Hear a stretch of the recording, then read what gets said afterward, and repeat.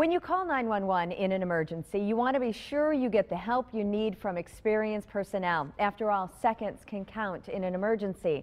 On special assignment, Fox 11's Mark Leland has been checking into concerns of high employee turnover at the Brown County 911 Communications Center and how it might impact you. And Mark is here with a preview of what he found. Good morning, Mark. Good morning, Rachel. You know, the job of a 911 dispatcher isn't as easy as it looks on television and what you see in the movies. Talking with those who have worked at the Brown County Public Safety Communications Center, it's clear the job is filled with stress, long hours, and tragic real-life stories, and that could impact your call for help.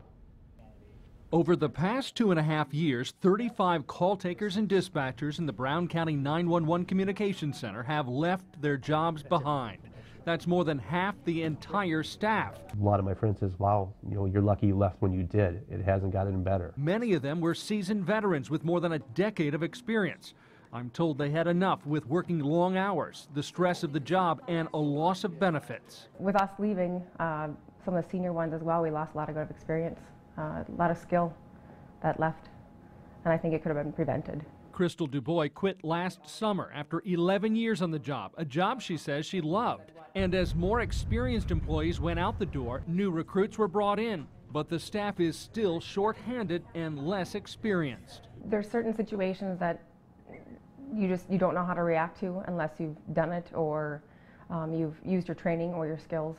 Do you acknowledge that overburdened, overworked, stressed out operators could lead to problems? Well, there is that potential. Again, you know, we do everything we can to eliminate that. But is that enough? Cullen Peltier there was hired as the interim director of the Communications Center. That was back in September. He has initiated changes to improve the problems, but it can take up to a year for a dispatcher to be fully trained. So the long hours and the added stress continue for those still on the job at the center, Rachel. We hear that and we worry about how it might affect us if we ever need to call 911. But how does this affect the first responders?